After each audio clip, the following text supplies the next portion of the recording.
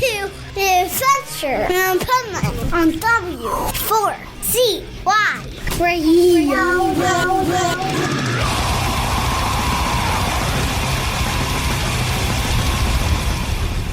Wake up, America! It's time for the Adventures of Hype Man on W4CY.com, West Palm Beach's #1 internet radio station. Here's your host, the Hype Man.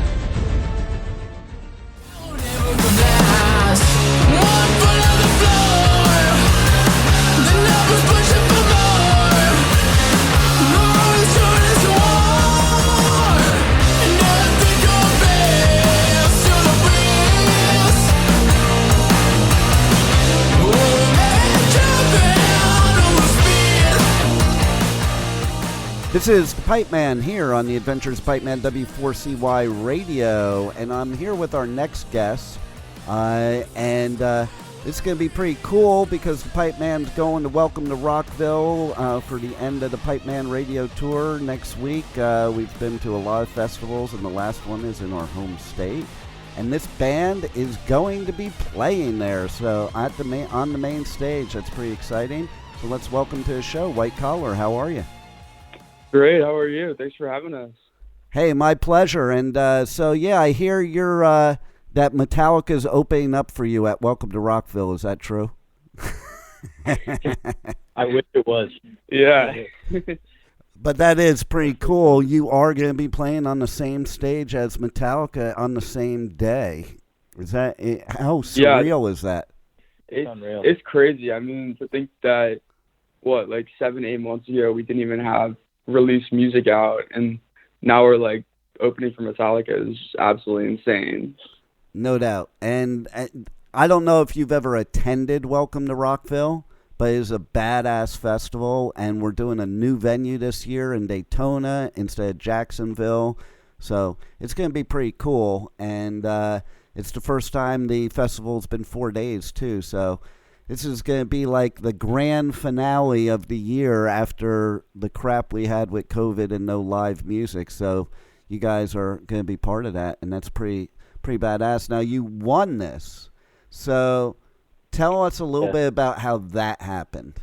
Yeah, so kind of our relationship with DWP and Space Zebra started over the summer. Our publicist, Sarah, encouraged me to reach out to Riff Wars. Danny Women Presents has the show Space Zebra, and they took it was King of the Hill style. They had two guitarists go head to head, and the chat voted to see who they liked the best. And so I submitted, and I went on the show, and I kept on winning the weeks. And then they showed some of White Collar's music, and they're like, "Yo, like, submit your band to battle for the big stage to get a chance to play Welcome to Rockville." And so we submitted, and then the next thing we know, I ended up winning all of Riff Wars, and then We also did Starving Artists. we did Starving Artists, and then we played the Whiskey A Go Go to win the month of August. Yeah.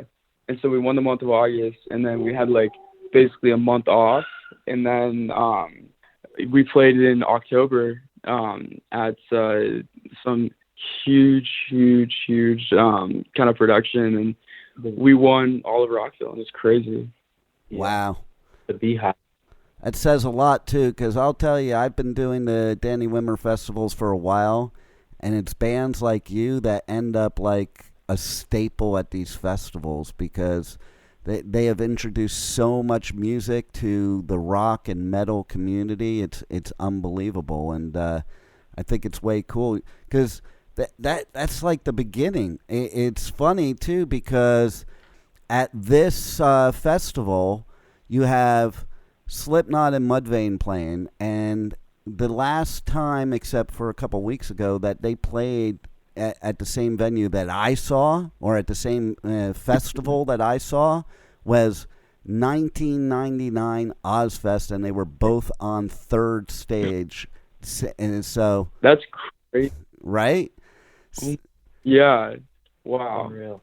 Yeah. So there you go. You have a little glimpse maybe into your future, and you guys are pretty badass. And I'm always kind of in awe of somebody that can play an instrument and sing at the same time, to especially guitar, okay? Because how do you be a great lead guitarist and a great singer at the same time?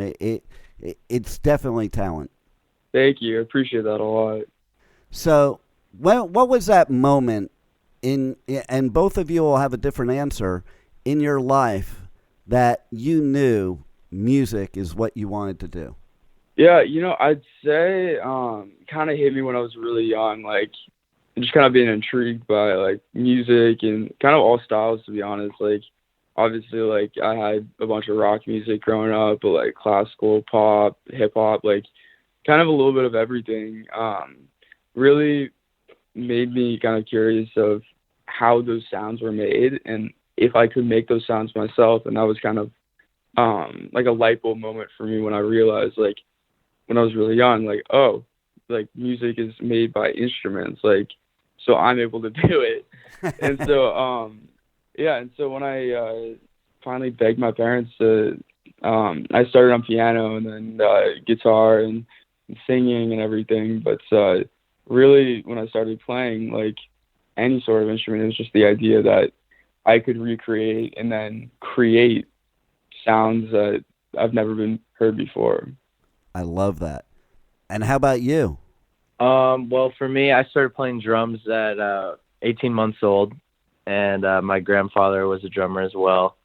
So he got me my first drum set, and to my parents' initial dismay, they did not really like the thought of a little kid crawling around banging on pots and pans and now a drum set.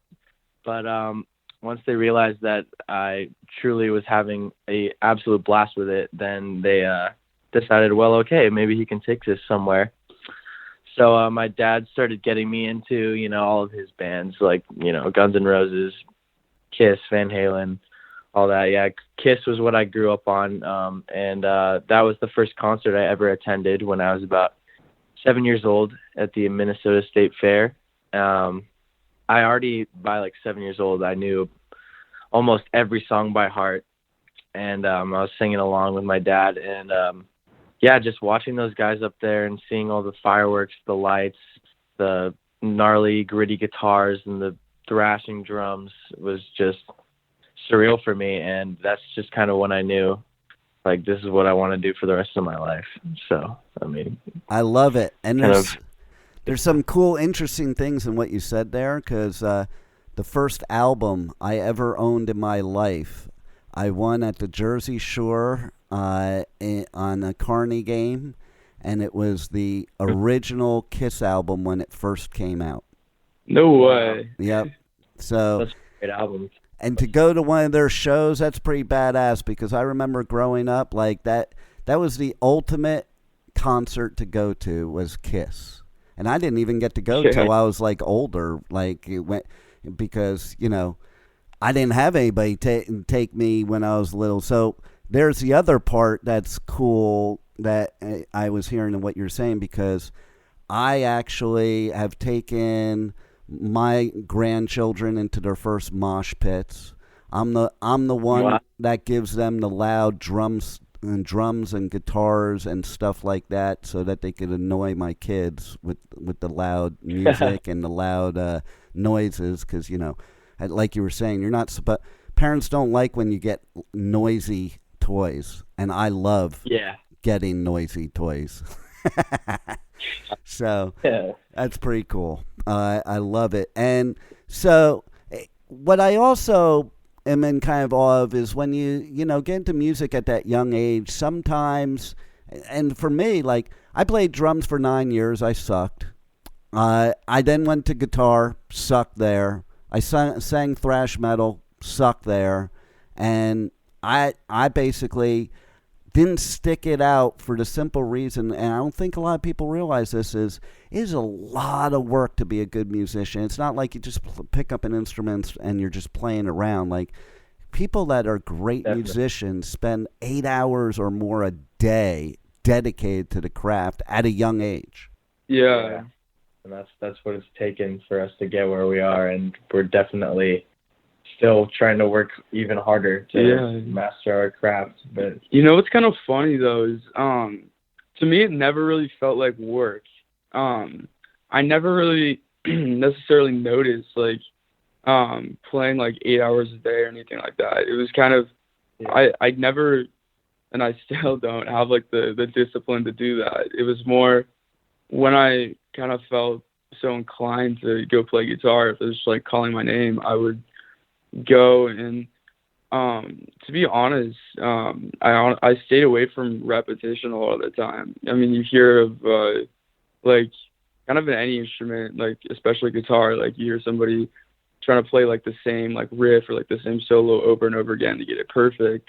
I never had the patience to do that. So I ended up kind of bouncing around a bunch of different songs and kind of just picking little parts that I found interesting. And so I feel like I learned guitar kind of through like a reverse method where it was like teaching myself just by ear, like random songs I thought were cool.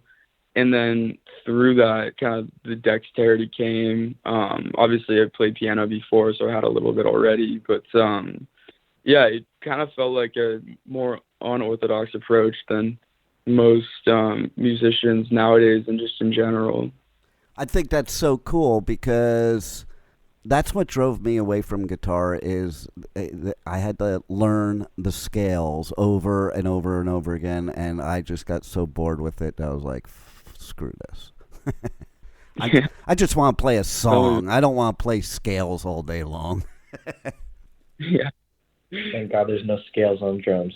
Yeah, exactly, right? Well, that was what was cool about being playing drums beforehand is like it's just banging this stuff. It's great, except you have to have coordination. That's why I sucked. Like, people don't realize that too. To be able to, play the cymbal, snare, tom, and bass drum all at the same time, and some in different beats and stuff like that. Man, you need to be seriously coordinated, more so than rubbing your tummy and head at the same time. Oh, yeah. It's funny because I catch myself all the time at school, like tapping my feet and playing with my pencils, like in class, and my teachers are always like, Donovan, cut it out. All you got to do is say, hey, I'm working here. It's my job. Yeah. Yeah. Next week. But everything you guys said is what it takes to be a real musician, to be honest, because it's not it doesn't feel like a job when you really have the passion for it, and it's something that's kind of just in your blood, and it just it happens, it's part of you. Yeah, no, it's definitely kind of ingrained in us, so to speak. It just I mean, Donald and I could just be like chilling out and like we could be like, yeah, like no more music. We're like not gonna like do anything. And then, yeah, and then like literally later we're like, yo, you want to go jam? Yeah. Or like, yo, I'm like, yo, check out this song, Dono.